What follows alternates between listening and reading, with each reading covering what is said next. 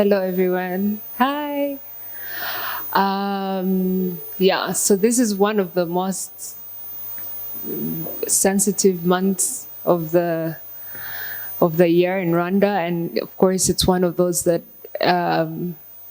many people carry wounds, carry pain, and they somehow have to get through it like everyone else and act like nothing is wrong. Um, I have a piece I wrote for a separate reason, but I was grieving still.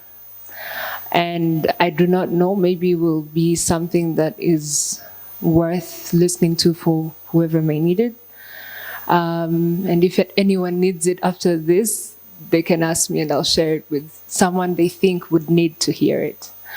I usually don't perform, so I call my poems recital. So if I'm doing this, I'm probably just going to recite something I wrote.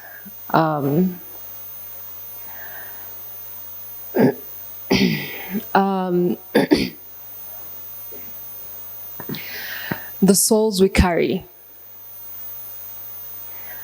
they rest in us, they rest easy with us. Right where they left off is where we carry on. The conversations we had, we carry on. The kind deed we pay forward, we carry on. The heart is usually heavy because we carry them within us.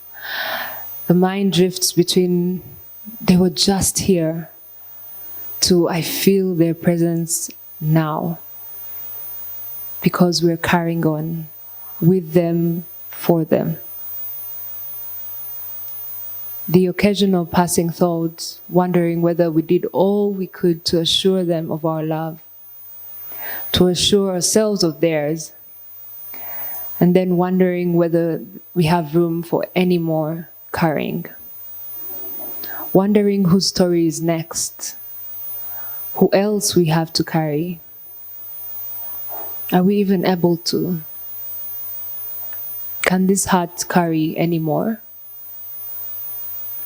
Hasn't it hurt enough? Hasn't it had to rebuild enough times already?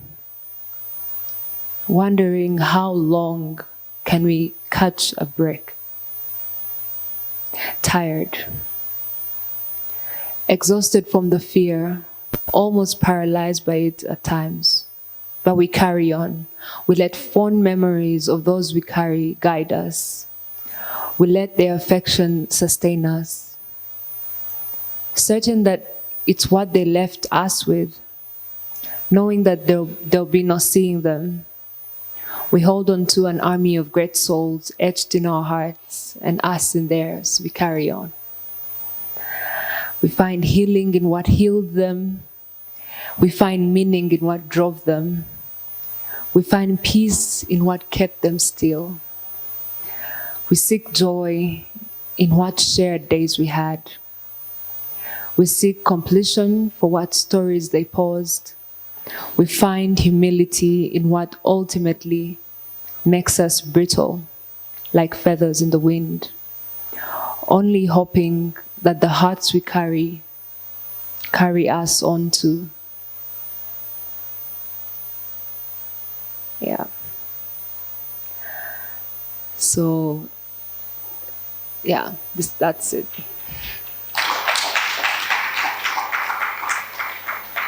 I once shared something on my Instagram about grief when this is was part of what I wrote from that time. It still goes on. Of course, I was not present during the genocide against the Tutsi in Rwanda in 1994. But it breaks, I think, like it does for all of us, it breaks your heart when you see, some of the stories, when you hear some of the stories, when you see some of the things that happened. And when I think of it, of the part that we are carrying on right now, it's hope, right? So